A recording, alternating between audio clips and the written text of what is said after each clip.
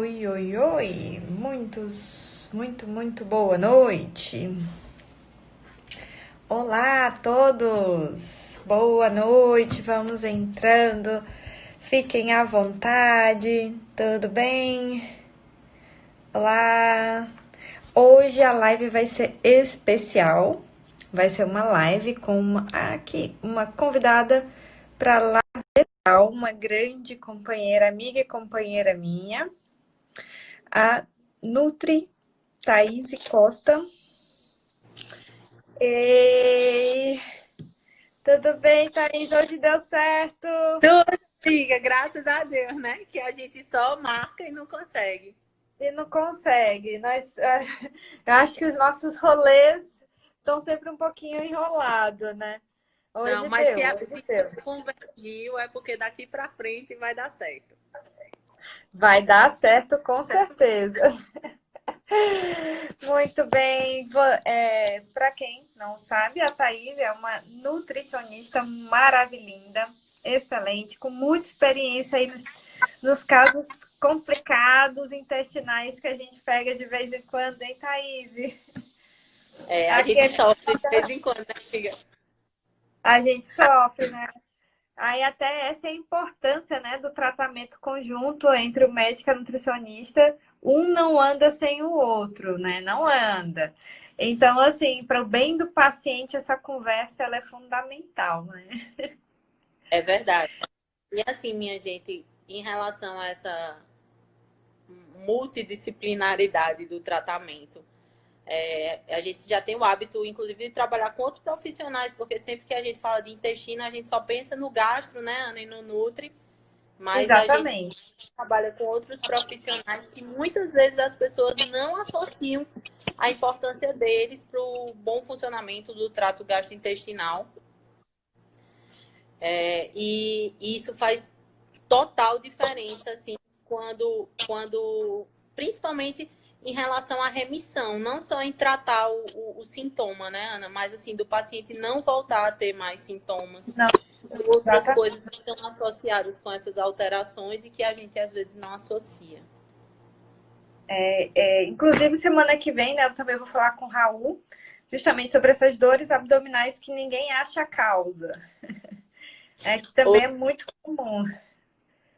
Hoje eu tive um clínico engraçado disso, Ana. Uma paciente mandou mensagem, né, dizendo que estava com uma dor insuportável, insuportável. E ela é uma paciente de tratamento estético, não nada de clínica, né? Na região inferior do abdômen, ela disse que nunca tinha sentido uma dor tão grande. Eu disse, eu acho que isso é um sintoma gastrointestinal. Mas quando você está com uma dor muito aguda, é melhor você ir no pronto-socorro, né? E quando ela chegou lá, a médica que atendeu ela disse que ela só estava com um problema de peido interrompido. E ela mandou exatamente essa mensagem para mim, sorrindo, dizendo, Thaís, eu não acredito que gases causem tanta dor, porque eu achei que eu ia morrer. E causa, viu, gente? Gases causa dor que parece que vai infartar. Inclusive, né, é até dos tópicos que nós vamos falar hoje, né, que são sobre as dietas, o Low FODMAP Diet, né, a chamada Low FODMAP Diet, que é justamente que ajuda demais nesses casos de pessoas com o peido interrompido. Mas ajuda muito. A dieta baixa em FODMAP ajuda muito nesses casos de peso interrompido, viu? E dores abdominais. E é Adorei esse engraçado, termo, não conhecia. a médica que falou para ela, viu? Adorei. Peito interrompido. Thaís, fala um pouquinho, pessoal, aí a sua experiência, né? Como que você começou, porque tem uma história pessoal também por trás, né? Como que você começou a entender tanto dessa dieta? Pois é, gente, eu sou nutricionista, né? Tenho pós-graduação em nutrição clínica, em nutrição esportiva, em fitoterapia, né? E estética. Então, ao longo da minha vida trabalhando, eu sempre trabalhei mais voltado para essa área de estética, né? De performance física, porque eu trabalho com atleta. E uma das primeiras das primeiras coisas que me fez me interessar tanto por intestino foram, primeiro, os sintomas dos pacientes que faziam dietas muito hiperproteicas, que são os casos dos atletas, principalmente em fases, né, relacionadas às finalizações, onde a gente faz dietas muito restritivas, e eu percebia que esses pacientes que tinham alterações intestinais, eles tinham mais dificuldade de chegar no resultado estético que a gente esperava. Posteriormente, eu mesma desenvolvi uma doença inflamatória intestinal. A Ana Marta sabe, eu tenho síndrome do intestino irritável. E isso acabou fazendo com que eu me interessasse ainda mais. Doutor, vamos dar boas-vindas ao doutor André, porque se ele está aqui hoje, a gente está importante, viu? Opa, seja bem-vindo! Aí já está cobrando. Ô, doutor André, deixa eu falar, foi demorado eu conseguir marcar essa live com ela, viu? Não foi fácil, não. Não, mas terminando a live, eu já vou marcar a nossa, André. E aí um dos fatores que me fez me interessar foi isso. E, em segundo lugar, um paciente que a Ana Marta e eu temos em comum, que, para mim, ele foi como uma pessoa de performance, né? Ele é fisiculturista, mas para a Ana Marta ele foi por questões clínicas, e ele, eu acho que é um dos pacientes mais complexos, assim, que a gente tem em relação a intolerâncias, né, Ana Marta? E em relação a FODMAPs, ele tolera 0 FODMAPs. Thaís, então deixa eu só perguntar, quem tem problemas intestinais, então, tem dificuldade de alcançar esses resultados estéticos? Muita dificuldade, porque essa distensão da víscera e o processo inflamatório, né, dentro do intestino faz com que, além da distensão, você ainda tenha um acúmulo de líquido e gases ali naquela região, dificultando a aparência, por exemplo, da parede da musculatura abdominal. Então, muitas vezes no palco, eu trabalho com fisiculturismo, muitas vezes no palco a gente vê aqueles atletas com toda a parte periférica muito bem definida e a parte central muito retida. E às vezes as pessoas falam, isso aí foi erro de cardápio, quando na verdade o paciente passou todo o protocolo, né, de dieta já distendido, já inflamado, já inchado. E óbvio que quando você restringiu ainda mais a dieta e retirou a água, esses sintomas acabaram sendo piorados. Então, num palco, a gente pode perder uma competição por causa de um intestino. Então, além de tudo, mexe com a estética. Olha só, gente. Muito, muito, gente. Muito bom. Então, eu brinco muito, Ana, no consultório, com pacientes novos e que não têm esse olhar sobre o intestino, porque muitas vezes as pessoas ainda não entenderam a diferença entre comum e normal no intestino. Então, não é verdade? Dentro da minha anamnese, eu sempre pergunto assim, como funciona o seu intestino? Primeiro, que é para não induzir a resposta do paciente. E aí ele fala assim, meu intestino é normal. Aí eu pergunto assim, você evacua quantas vezes por dia? Aí a pessoa faz, não, eu vou ao banheiro 2 vezes por semana. Ou então, não, doutora, eu como e vou ao banheiro na mesma hora. E aí eu começo a fazer perguntas, né, sobre a consistência das fezes, né, vou palpar o paciente. E muitas vezes eu falo para o paciente, no final da consulta, que ele vai ver que essa barriga que ele carrega não é dele, é das bactérias que moram no intestino dele e de como ele alimenta essas bactérias. E aí os pacientes, eles se pensam que a gente é bruxo, mas não é, na verdade a gente só tirou aquilo que causava. E é tão verdade que muitas vezes eu libero uma refeição que eu sei que vai fazer mal para ele. Porque às vezes eles não acreditam que era a dieta que estava causando aquilo. Né? E que não é necessário a gente fazer uma restrição alimentar um pouco maior para tratar aquele sintoma. Perfeito. Tem gente que só acredita vendo, né? É igual o São Tomé, né? Só acredita vendo. E eu tem sempre gente falo... Fala, amiga. Porque, assim, às vezes, isso, gente, vou falar que aconteceu comigo. Eu tinha psoríase, né? E aí, quando eu cortei o glúten, minha psoríase sumiu. E eu nunca associei. No dia que eu voltei a comer, pô, estourou as psoríase e tudo. Eu, nossa! Só aí que eu fui acreditar. permeabilidade intestinal, né, Ana? É novo na nutrição, na medicina, de certa forma.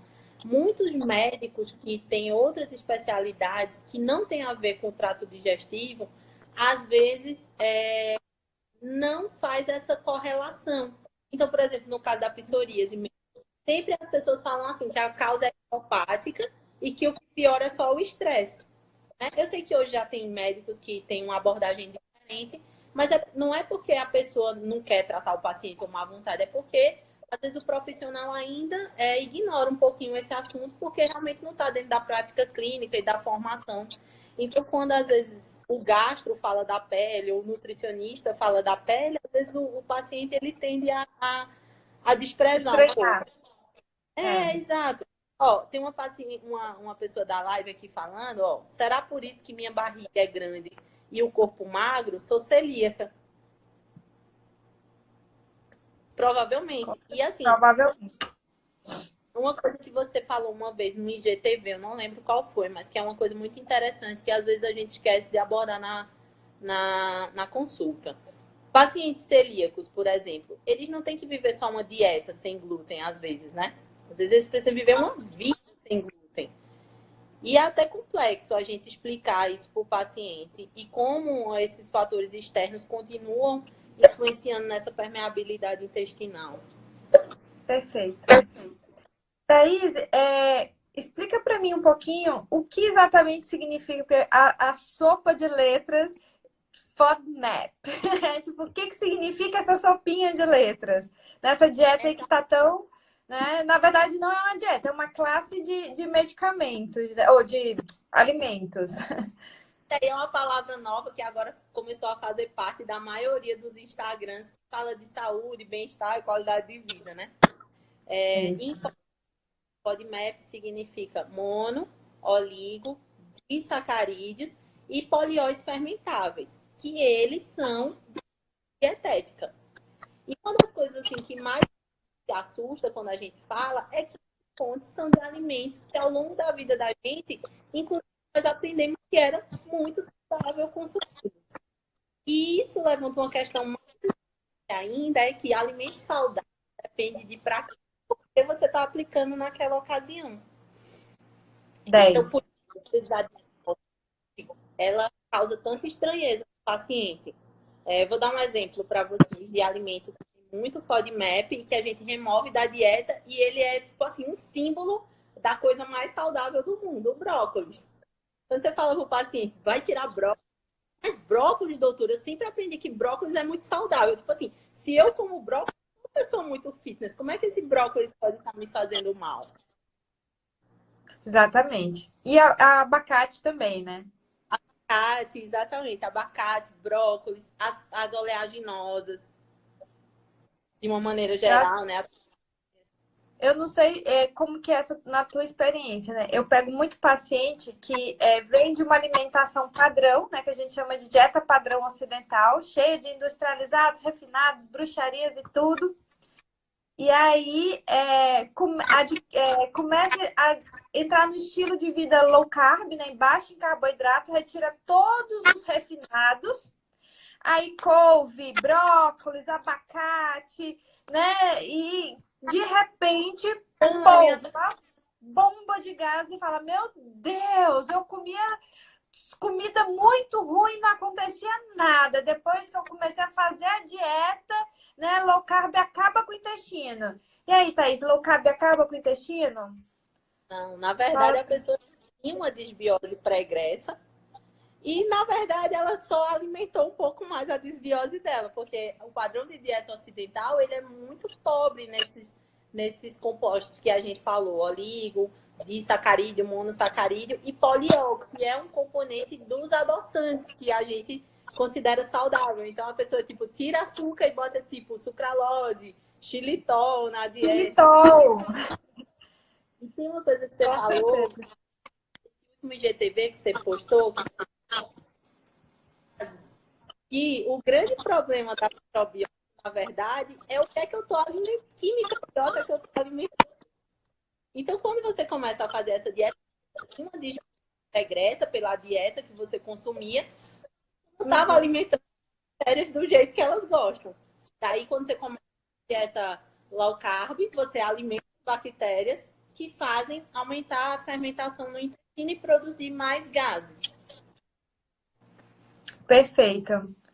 E uma coisa assim também, que até alguém perguntou assim, e como que eu descubro qual alimento que eu tenho mais sensibilidade? Tiro tudo de uma vez, vou tirando aos poucos? Como que é na tua prática clínica? Pois é, Ana. Às vezes eu prefiro tirar tudo que eu sei que tem um alto teor de FODMAPs. Melhorou, gente, aí o áudio. O pessoal tá falando que o áudio não tá bom. O meu. Melhorou, gente, o áudio? Se ficou alguma coisa aí que não entendeu, comenta aqui o que não entendeu, que aí a gente repete. Pois é, eu gosto de fazer uma dieta, né? Com remoção mesmo de todos os FODMAPs, né? Ou potenciais FODMAPs, porque a gente tem uma tabela que é muito fácil de qualquer um encontrar na internet de alimentos com maior potencial de FODMAPs, mas a gente sabe que alguns pacientes respondem de maneira diferente à dieta. Tem uma pessoa que comentou aí que fez dieta carnívora, que para mim é uma dieta muito legal de injúria quando eu tenho muito crescimento bacteriano, mas nem todo paciente consegue aderir, até porque geralmente esses pacientes também não têm uma boa qualidade na digestão de proteína, né? Geralmente são pacientes que já vêm com um estômago não muito bom, às vezes com uma hipocloridria. Então, vai depender do paciente. Se eu tenho um paciente, por exemplo, com hipocloridria, minha dieta de escolha provavelmente não vai ser uma dieta carnívora. Mas na minha prática clínica, eu prefiro primeiro fazer uma dietinha mais radical, tirando tudo aquilo que eu imagino que vai causar mal para o paciente e observando, né? Eu sempre peço para ele me dar feedbacks pelo menos a cada 3 dias, 4 dias. E sempre ele fazer um diário, porque eu vou dar opções para ele, mas pode ser que uma opção do mesmo grupo alimentar tenha efeitos diferentes para aquele paciente. Então, eu sempre peço Então para ele... não vai ser. Então, assim, não é todo mundo que tem reação a todas as comidas. Não. Eu vou dar um Perfeito. exemplo de um grupo alimentar que geralmente traz mais queixas, que é o das leguminosas. E eu tenho alguns pacientes que não têm distensão alguma com feijão, por exemplo, ou com lentilha, ou com ervilha. Mas óbvio que, como eu sei que ele é do grupo vermelho, eu primeiro tiro. A não ser que ele diga assim para mim, doutora, nunca foi problema, mas como geralmente esses pacientes chegam muito desequilibrados, eles não fazem nem ideia do que é que causa mal para eles, né? Então, geralmente a minha conduta mesmo é remoção de tudo que tem potencial de piorar gases, tratar a desbiose e depois ir tentando recolocar esses alimentos. Perfeito. Thaís, na sua experiência, quem é o grupo de pacientes que se sente mais benefício em fazer esse tipo de dieta? Tem alguma queixa que você fala, esse paciente se queixa daquilo e você fala, essa dieta vai cair bem para esse grupo de paciente? Ana Marta, eu acho que tem 2 grupos assim muito importantes relacionados com isso, assim, que na minha prática clínica são os que têm um resultado mais rápido, assim, de você ver melhora em outro sintoma, em outra patologia clínica, que são pacientes que têm acne persistente, principalmente Uau! aquela acne que não está em regiões que a gente associa mais com resposta hormonal, né? Aquela acne dessa região aqui, da bochecha e da testa. E mulheres com síndrome dos ovários policísticos em relação aos sintomas de dor, de inflamação e melhora do ciclo menstrual. São as 2 patologias clínicas, assim, que eu percebo uma diferença muito grande e que a gente não correlaciona geralmente com o intestino. E, óbvio, os pacientes que têm doenças inflamatórias intestinais, né? Síndrome do intestino irritável, constipação, pacientes celíacos, né? Eles são pacientes que têm mais tendência a ser desbióticos, né? Quer dizer, então, que algumas coisas que não estão nada relacionadas ao intestino melhoram com a retirada desses alimentos. Desses alimentos, exatamente. E aí os pacientes eles acabam tendo um susto, né? Porque eles foram tratar o sintoma da distensão, do mau cheiro dos gases, das dores correlacionadas com aquilo. E às vezes, e aí eles se assustam de melhorar de outra coisa que eles não esperavam. Muito bom. E qual é o grupo? Mas geralmente esses pacientes eles não vêm só com esse sintoma, né? Aliás, eu não sei contigo, não, eu sei que nossos pacientes são tudo poliesculhambados. É difícil o paciente com só sintoma.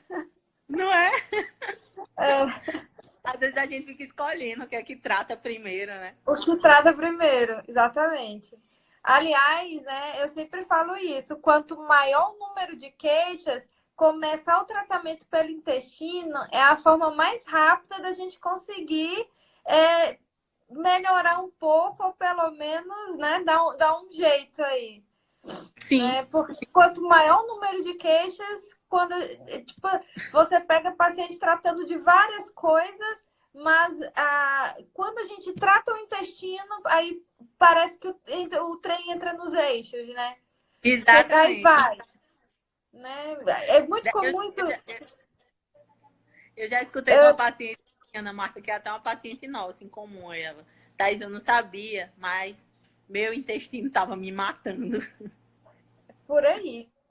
Eu acho que, por exemplo, eu tenho muito paciente que tem hipotiroidismo, que chega para mim e o medicamento, só aumentando a dose, e o medicamento não faz efeito de jeito nenhum. Na hora que trata o intestino, parece mágica. Aí a dose dos remédios, tudo baixo, né? Começa a baixar as doses dos remédios. Baixar. Inclusive, Ana Marta, isso aí eu até aviso assim para o paciente, dizendo assim, pode ser que você tenha efeito colateral depois do tratamento com a medicação para tireoide. Você começa a ficar taquicárdico, com muita sudorese. Então, você precisa voltar no seu endócrino para rever a dose. Para rever a dose. Eu aprendi com você, porque às vezes o paciente chega com 120 microgramas de T4, né? E aí, quando você vai lá e melhora o intestino dele, melhora também a biodisponibilidade dos nutrientes, né? Que são responsáveis por essa bioconversão de T4 em T3, melhora o funcionamento, né? De tudo, da glândula pineal, que a gente esquece que o intestino tem uma correlação muito grande, né? Com toda essa parte neurológica e endócrina, e que as pessoas não associam, né? E aí, Thaís, depois que começa a dieta, faz aquela dieta de restrição, retira os alimentos, alguém perguntou que dieta e quais alimentos, a gente está falando sobre a dieta em FODMAPs, né? De alimentos ricos nos FODMAPs, como a Thaís falou, que são os alimentos, os oligosacarídeos, os disacarídeos, os monossacarídeos fermentáveis. Resumindo, são aqueles carboidratos de difícil digestão e que são muito fermentados pelas bactérias intestinais, né? E aí a gente começa a retirou. Quanto tempo antes de começar a reintrodução? E se tem algum grupo que você reintroduz por vez ou vai de acordo com o paciente? Eu odeio a palavra protocolo, porque... Eu também. Eu sei, amiga. Então, assim, eu não tenho um protocolo de reinserção, que é uma coisa que quando a gente vai para os cursos, né, Ana, as pessoas falam muito assim, protocolo de reinserção.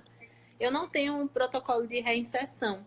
Uma coisa que eu priorizo muito é tentar reintroduzir as coisas que as pessoas têm predileção quando eu acho que é viável.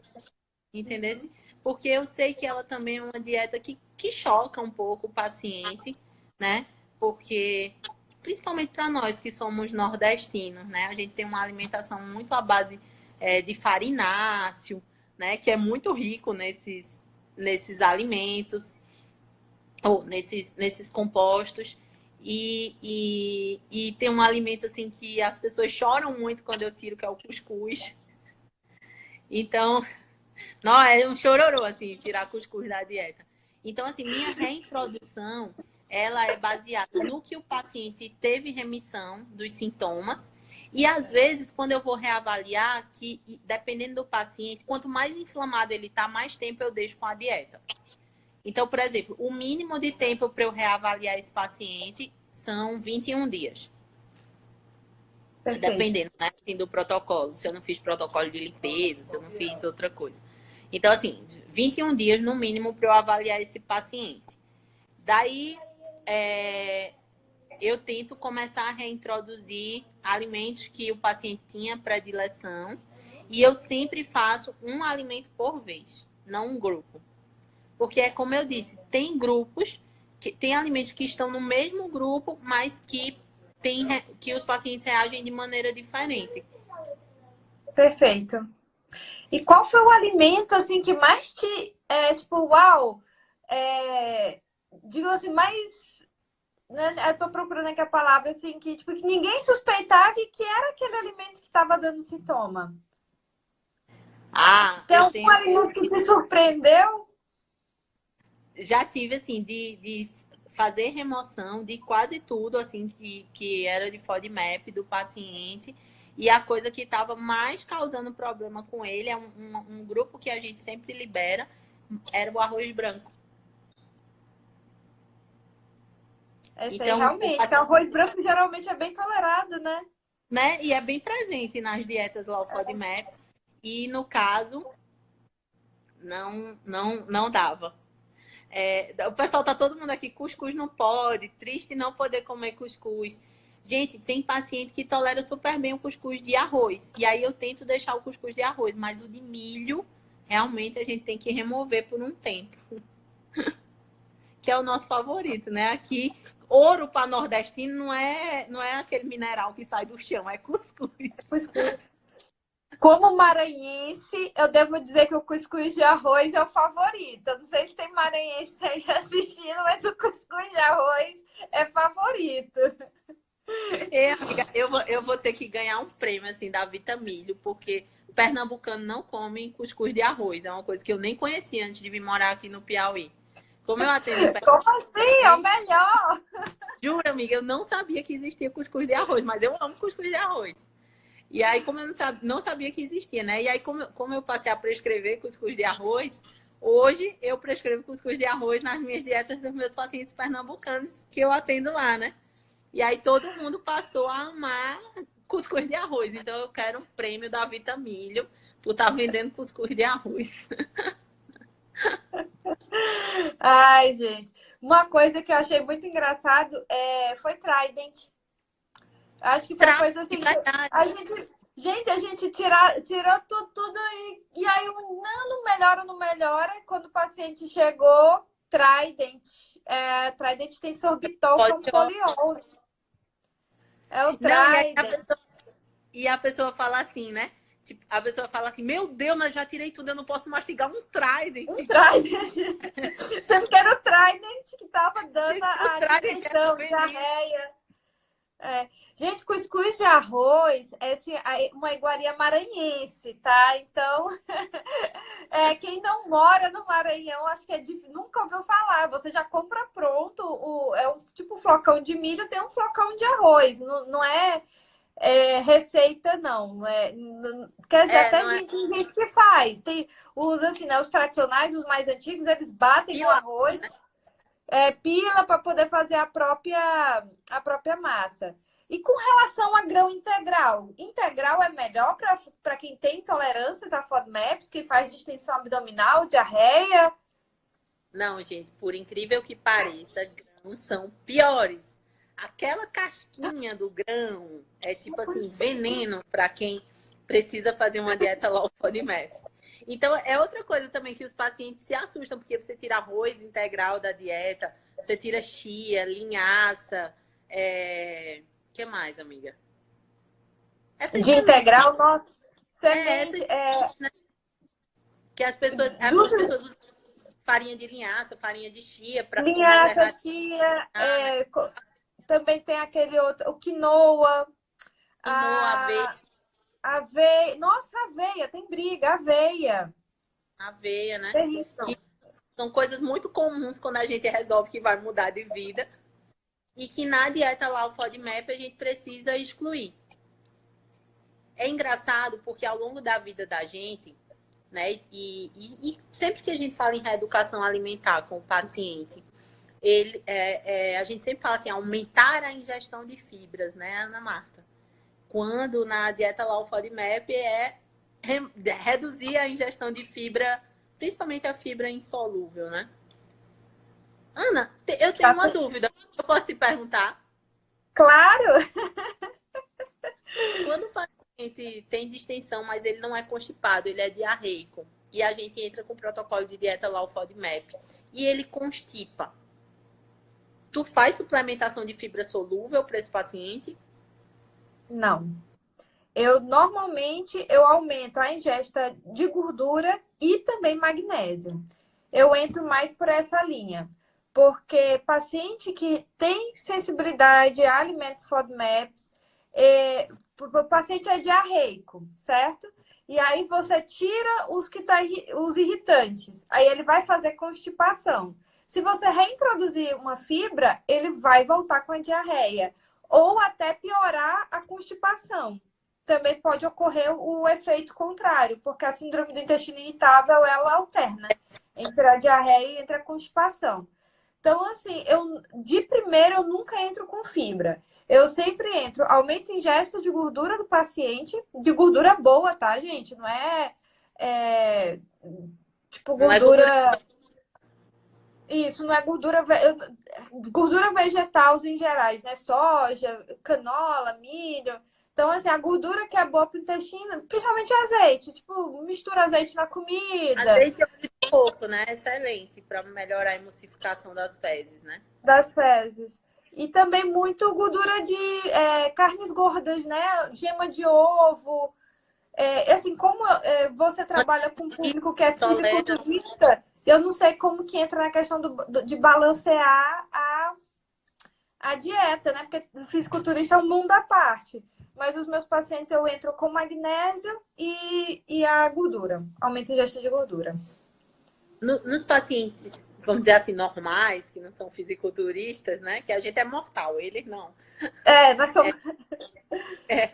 Nos fisiculturistas, infelizmente, se a gente tiver no meio, assim, do período de conteste, realmente eu vou tratar essa questão dos gases e da distensão só na véspera, fazendo limpeza intestinal nesses pacientes, infelizmente. E utilizando fitoterápicos ou suplementos que façam controle desse supercrescimento de bactéria, né? Que pode ser o gengibre em si ou o biointestino, que a gente usa muito na nossa prática clínica, né? E agora fazer o tratamento mesmo, aí só depois que passa a fase do conteste. Porque Entendi. como eu não posso alterar muitos macronutrientes, principalmente nos atletas que tem que bater peso, né? Então, infelizmente... É um mundo à parte, né, Thaís? Já nos pacientes que não são não atletas, né? Então, a prioridade mesmo é tratar. E magnésio, porque ele já tem uma demanda alta mesmo de magnésio pelo próprio exercício físico, né? E em atleta, eu chego a suplementar 800 miligramas de magnésio dia, 1 grama, às vezes, dependendo se ele está usando algum. 800 não é uma dose muito alta, não, né? As pessoas assustam porque a gente tem uma... Oi, não. Meu filho aqui acabou de chegar da escola. Vem aqui dar boa noite pro pessoal. Esse aqui é o Lucas. Oi, Lu! Oi! Mãe, pensei que você Então, esse é o René Filho, também acabou de chegar da escola.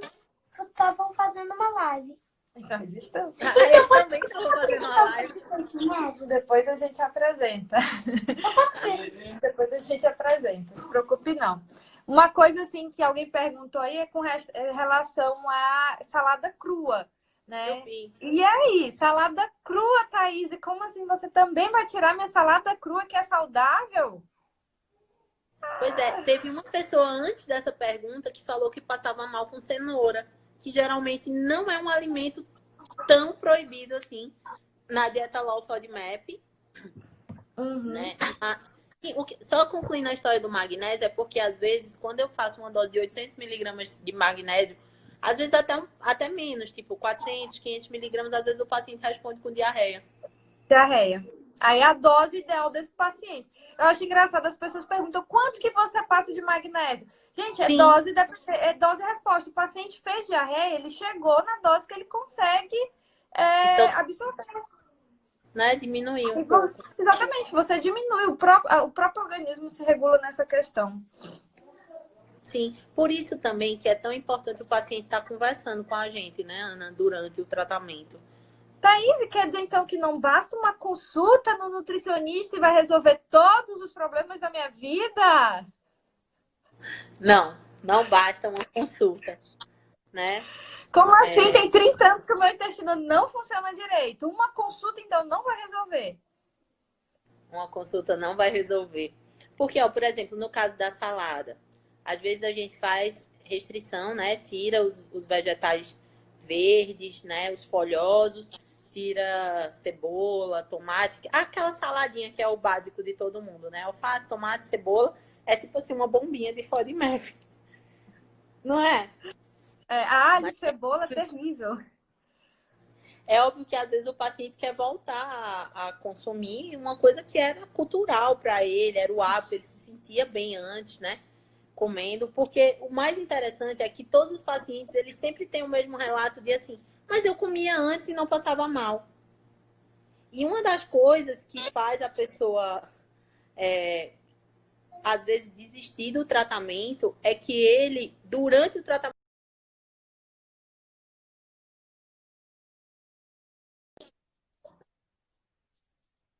deu uma travada. Não, pra mim tá normal. Normal? Normal. Então, às vezes, o paciente desiste do tratamento porque ele acha que ao longo do tratamento ele está piorando, porque ele tirou aquilo, tudo que ele considerava saudável, e nem sempre ele tem remissão 100% dos sintomas. Ana Marta, tem um outro grupo que eu não lembrava alimentar, que às vezes, nos meus pacientes, eu já vi piorar a distinção. Peixe. Peixe? Peixe. Isso aí eu também não sabia, não. É mesmo? Mas, pois é, eu não sei a relação, porque, teoricamente, peixe tem boa digestibilidade, né? E não é um grupo de alimento rico em FODMAP. Eu não sei se pode ser por questões de contaminação, mas eu tenho alguns pacientes que, quando fazem consumo de peixe, eles pioram os sintomas e pioram, inclusive, a queixa, por exemplo, da piora do odor, dos gases, entendeu? Entendi. Então, eu já tive vários pacientes com queixa de piora com peixe. Tem uma pessoa falando que fez tratamento com biointestino e piorou, né? Tipo, se sentiu mal, ficava nauseada. Esse sintoma eu percebo, Aninha, quando o biointestino não está em cápsula gastroresistente. Já tive outros relatos de náusea. Aí, ó, uma paciente que fica regurgitando com peixe. Pode ser, Renata, pode ser por uma questão de metais pesados, né? De irritar novamente aquele intestino. Mas, teoricamente, não é para ser um alimento fermentável, né? Uma coisa também é... O biointestino, ele precisa estar na cápsula gastroresistente, e se não tiver, às vezes o paciente ele arrota o gengibre, o gosto do gengibre, né, porque ele é gengirol, e aí acha que é refluxo, mas na verdade ele está arrotando o gosto do gengibre, o que de certa forma pode acontecer e não necessariamente é uma piora. E também gente, se tiver muito inflamado, com muita bactéria, pode acontecer a reação de die-off, né? Que você vai fazer aquele tratamento, por exemplo, a dieta de FODMAP, você retira as fibras, teoricamente você vai diminuir a alimentação das bactérias, então você vai matar bactéria de fome. Né? E ao matar, a mesma coisa quando você entra com o biointestino, essa morte dessas bactérias, elas podem dar uma reação que a gente chama de die-off, que é você às vezes piora para depois apresentar melhora dos sintomas. Então, assim, quando o paciente está... Quando o paciente está muito, muito sintomático, às vezes, a dieta e você entrar com uma enzima para dar um suporte na alimentação para só depois fazer o biointestino, porque senão realmente o paciente ele pode apresentar piora do sintoma. Pelo menos assim, eu já tive alguns casos, a gente tem que andar um pouquinho para trás para poder andar um pouquinho, para poder andar para frente. E é como a Thaís falou, gente, uma consulta às vezes não dá, não dá. É preciso uma, duas, retorno, que a reavaliação. Não é porque a gente gosta de ver vocês no consultório, não, é porque às vezes precisa mesmo, né, Thaís? É verdade, porque a gente quer que vocês saiam do consultório, né, e consigam levar uma vida onde vocês façam algumas exceções na dieta sem passar mal, né? Porque o paciente ele também tem que entender que depois de tratado ele não pode voltar à dieta anterior, né? Que ele tinha, que desencadeou os sintomas, né? Não quer dizer que ele nunca mais vai poder comer aquelas coisas que ele gostava. E tem uma coisa também no consultório, Ana Marta, que é muito comum a gente tratar juntas, que são pacientes que passaram muito tempo, tipo, tolerando aqueles sintomas e demoraram a pedir ajuda e realmente acabaram desenvolvendo outros problemas gastrointestinais mais graves, não é? Acontece. O Raul lembrou, gente. Ontem foi aniversário da Thaís. Parabéns pra Thaís. Mas, e aí, realmente, no caso desses pacientes que têm agravo do problema intestinal, aí, às vezes, você vai precisar fazer exclusão de alguns grupos alimentares para sempre, né, Ana? Se você quiser ter qualidade de vida. Thaís, deixa eu te perguntar. O que você acha, por exemplo, da dieta de rotação? Nesses pacientes que são muito sintomáticos, você acha que a rotação dos alimentos pode ser uma saída? Pode, porque uma coisa até que Raul lembrou aí, que dependendo de como está o leaky gut desse paciente, às vezes ele pode ser mais reativo por questões mesmo imunológicas e inflamatórias. Então, você gerar essa rotatividade ajuda também a dar repouso a esse sistema imunológico que podia estar reagindo a um alimento até considerado saudável. Então, eu gosto de fazer isso. Mas, às vezes, o paciente não faz porque ele precisa ir para o consultório mais vezes, né? Para poder adequar a necessidade atual dele àquela rotatividade da dieta, né? Entendi. Perfeito. Mas eu percebo que é algo legal, assim, em relação a também melhorar a variabilidade, né, da dieta. Perfeito. E um exemplo, assim, por exemplo, eu sempre falo quem tá, tipo assim, perdido, não tem ainda nutricionista, mas tá tendo muita distensão, muitos gases. Eu sempre eu oriento mais ou menos o seguinte, tem que fazer o acompanhamento, tem que ir no nutricionista. Entretanto, os principais FODMAPs, eles estão presentes nos alimentos industrializados, né? O trigo com frutano, né? Que é um do oligosacarídeo. Nos disacarídeos, a gente tem a lactose do leite, né? Então, retirar os lácteos e ai meu Deus, Os derivados. E o pessoal fala muito, né, na frutose. A frutose, na verdade, ela não necessariamente fruta. Você tem a maior fonte de frutose da nossa dieta é a sacarose, né, que é o açúcar. Então as pessoas falam assim: o problema é a melancia, mas adoça o café com açúcar. Aí também não adianta trocar o açúcar pelo xilitol, porque o xilitol é um poliol. Então, assim, para começar, você acha assim que retirando o trigo, o leite, o açúcar, já dá uma melhora? E tudo que vier numa caixinha. Você acha que já é um bom... Eu acho que o grande começo, assim, para quem... E às vezes tem gente que não tem condição financeira mesmo, às vezes, de buscar tratamento, que a gente sabe que isso é um tratamento ainda pouco acessível, porque tem poucos profissionais que lidam, não é, Ana Marta, com isso. Então, por exemplo, uma pessoa que não pode pagar uma consulta, às vezes, ela não vai ter acesso a um profissional que tem esse tipo de conhecimento. Então, eu sempre falo assim para os meus pacientes, para as pessoas que me falam assim, Thaís, eu não tenho condição de pagar uma consulta, mas você podia me dar uma orientação? Eu sempre falo assim, coma comida de Deus. Tudo que vender na feira é bom para você. Tudo que tiver dentro de uma caixa ou de uma embalagem vai ser ruim. Pegue essa filosofia de vida que vai dar certo. Apesar de a gente ter falado aqui coisas que tem na feira e que não são tão boas, mas óbvio que existem coisas industrializadas que são muito piores, né? Com Então, certeza. E eu sempre falo assim também, Thaís. A gente sempre, quando fala dos piores cenários.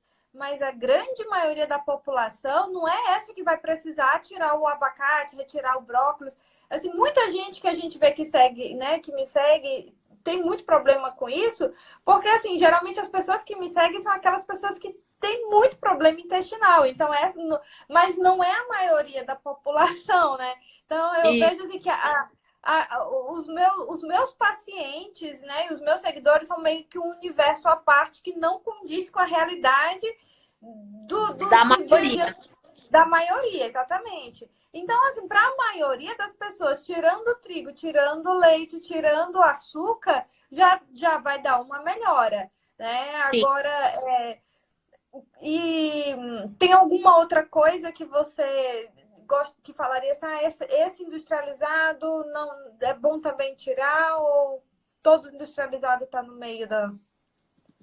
Eu realmente priorizo mesmo que não tenha industrializado na dieta do paciente. Mas tem uma coisa que as pessoas, por exemplo, trocam o refrigerante por suco de uva integral. E suco de uva integral é uma fonte gigantesca, né, de FODMAP. Então, é uma coisa que é saudável, que é natural, que ali só tem uva e uva. Mesmo aqueles que, né, são sem adição de açúcar, que a gente considera como um alimento saudável, mas que é industrializado, né, que não é legal. Teve duas pacientes, uma paciente assim que falou de uma paciente não, uma telespectadora que falou que tem constipação muito grave, que mesmo tirando esses grupos de alimentos que nós aconselhamos aqui de uma maneira geral para a maioria, né, das pessoas que têm sintoma, ainda assim, e melhorando a ingestão de água, ela não melhorou. E ela relatou assim 7 dias de constipação, né? E outra pessoa que perguntou sobre limpeza intestinal, Ana. Quando para tu é ideal assim a pessoa fazer limpeza de intestino? Limpeza, assim, eu não recomendo ninguém fazer enema, tá? Não, sozinho não, né? Também não é. Também não vão fazer Não, isso em porque casa. se você entra na internet, tem lá enema de todos os tipos. Então, assim, não recomendo. Eu acho, assim, que qualquer atividade brusca direcionada à microbiota pode ser um tiro pela culatra se você não estiver muito bem acompanhado. Então, assim, enemas caseiros não são recomendados, principalmente se for com líquidos e coisas estranhas, tipo...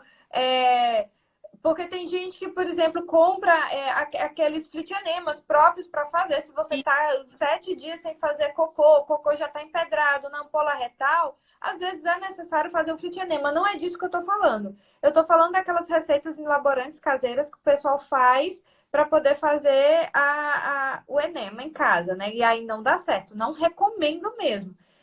E com relação a tomar laxativos, eu tenho muito medo em falar disso porque você conhece o brasileiro, né? O brasileiro ele nunca procura a causa. Então, se a gente fala assim, pode fazer um laxativo eventual, a pessoa vai fazer toda semana. Porque ela não vai tratar, então você deu o aval de que ela pode fazer, ela vai fazer. Então, assim... Na verdade, a minha pergunta é assim, fazer protocolo de fazer limpeza intestinal, mas óbvio, com você, né? Nunca sozinho, gente. Eu tô falando disso porque eu tô dizendo isso porque muitas vezes tem pacientes que têm estenose, né? Como o Raul bem lembrou, por conta, né, dessas aderências intestinais causadas pela constipação. E tem pacientes que têm muito resíduo de fezes antigão lá aderido na parede intestinal. Então, às vezes, uma das soluções para esses pacientes é limpeza de Fazer- intestino, não só pela remoção daquela microbiota, né, do lumen intestinal, mas também para a gente remover esses resíduos que podem estar nessa parede intestinal há muito tempo. Mas, óbvio, nunca façam isso sozinho. Eu já vi, Ana Marta, uma vez, uma pessoa ensinando a pessoa a fazer enema com garrafa PET. Sim, na internet você encontra essas bizarrices. Por isso que eu tenho até medo de falar, porque brasileiro é assim, você fala que pode, ele vai fazer, vai procurar na internet uma receita e vai fazer enema de café quente e vai queimar o intestino. Porque Sim. tem descrito na literatura, né, pessoas fazendo enema com café quente e queimando o intestino, gente, né? Tipo, bom senso, né? Mas no caso, assim, de uma situação, por exemplo, tá 7 dias sem evacuar, você precisa amolecer aquelas fezes que estão lá embaixo. E pode até ser uma das indicações, por exemplo, de supositório de glicerina, né, de flitienema. Entretanto, se não for tratada a causa e você não agendar, porque a pessoa pensa, mas eu já estou em dieta. Aí é aquela coisa, né, Thaís? Que dieta? Dieta. Porque existem dietas e dietas. É aquela coisa, o brócolis, que é saudável, e a pessoa está na dieta comendo brócolis, pode ser a causa do sintoma. Então, Sim. só falar assim, dieta, tô na dieta, é uma coisa muito... Subjetiva, né? Exatamente, subjetiva. A princípio, eu sempre falo magnésio, gordura, bastante água e retirar o máximo possível de fibra. E uma das coisas assim que eu gosto muito é vitamina C. Aí eu entro com umas doses de vitamina C alta, porque a vitamina C ela tem um efeito protetivo e laxativo no intestino em doses altas, né? Acima de 2 gramas. Então, é o combo que eu gosto muito e vai ter variações dependendo dos pacientes. Retirar fibra dietética melhora muito esses casos de constipação crônica de difícil controle. Só que aí tem aquela pegadinha. Para quem já tem muito tempo de constipação, você acaba o acúmulo das fezes, acaba alterando a forma em que as fibras nervosas recebem o estímulo. Ia falar Então, isso agora, que é da fisioterapia também digestiva, exatamente. Né? Que aí entra, né, como o Raul bem falou, a fisioterapia. Então, para quem tem essa constipação pesada, não adianta. Fisioterapeuta, nutricionista e o médico andando em conjunto. Minha gente, Não quando a existe... gente faz fisioterapia digestiva, é igual a fisioterapia ortopédica, por exemplo. Quando você tem um trauma, por exemplo, você não tem que reaprender a andar, na fisioterapia digestiva, se teu intestino fosse reaprender a fazer o peristaltismo e tal. Perfeito. E até mesmo ver o funcionamento da musculatura do assoalho pélvico, né? Às vezes a gente tem uma... Olha aí, alguém já até colocou, fazer a limpeza do intestino com a ducha, com água. Por isso que eu falei, gente, não façam. Não façam, não coloquem coisas no intestino de vocês sem supervisão, sem orientação. Isso só vai fazer mal, não vai fazer bem. As exceções em que isso pode ser feito são muito menores do que a regra. Do que a regra e as indicações, elas são bem menores, né? Bem restritas. Não é para ficar fazendo. E eu conheço gente que faz de longa data e aí só tira o cocô que tá aqui na ampola retal, né? Só tira aquele cocô que tá bem baixinho. Aí sai, aí pensa, evacuei, eliminei.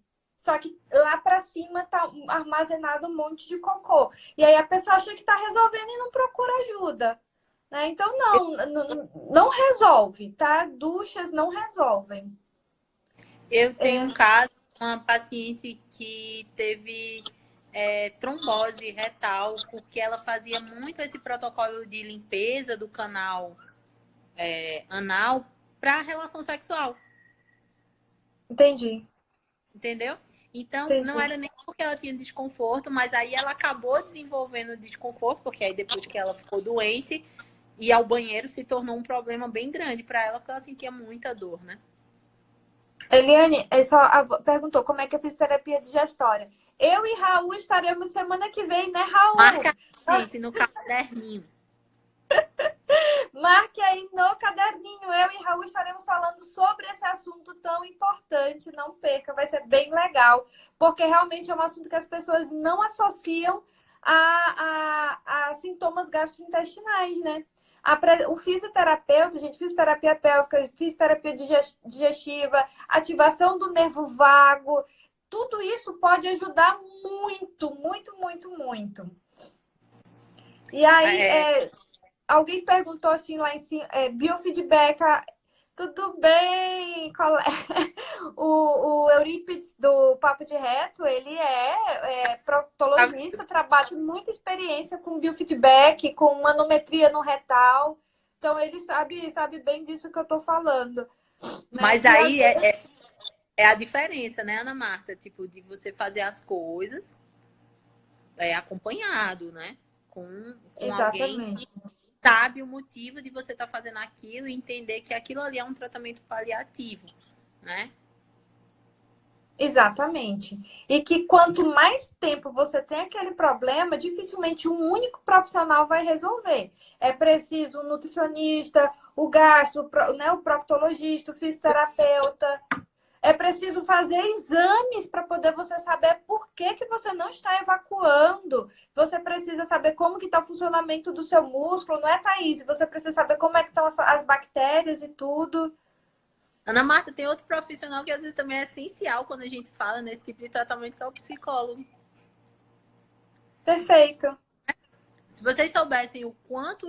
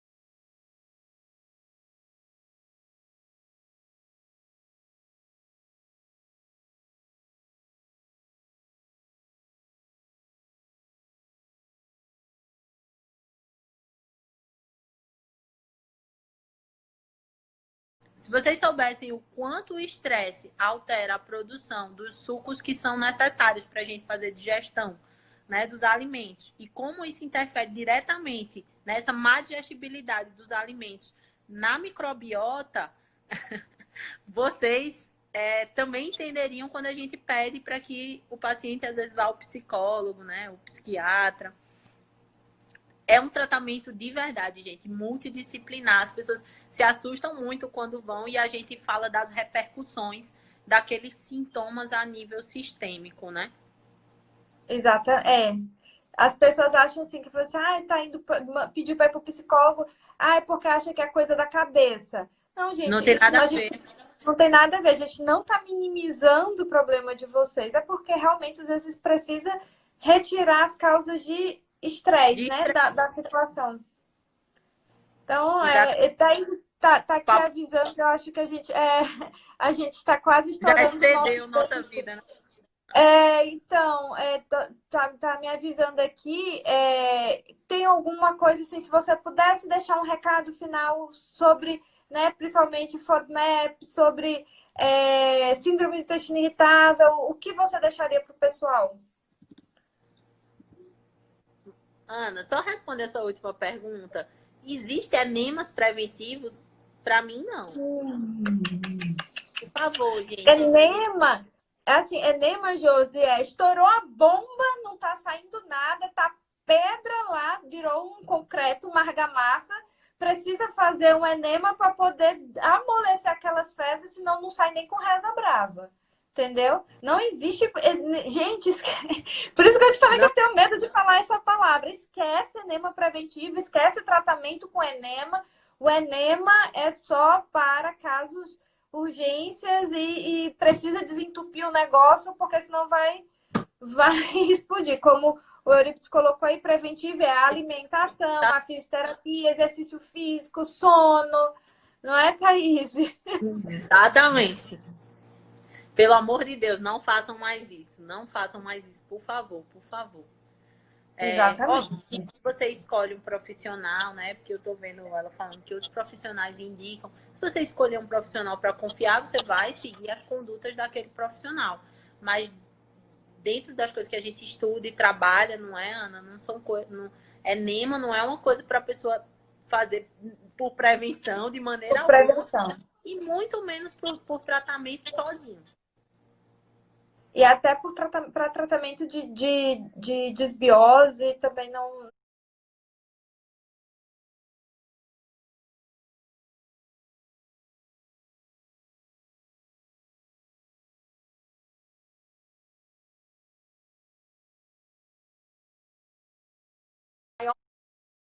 Maiores causas, assim, dos sintomas gastrointestinais dos pacientes que eu recebo no consultório. Perfeito. Thaís, eu gostaria de agradecer, né, em nome de todas as pessoas que acompanharam a gente aqui. Quero mais ficar contigo, que a gente nunca passa uma hora assim conversando. Então, a gente já precisa marcar a próxima. Realmente foi uma delícia, foi um bate-papo muito gostoso. E queria agradecer. Eu vou deixar a live salva, assim, tá, Isa?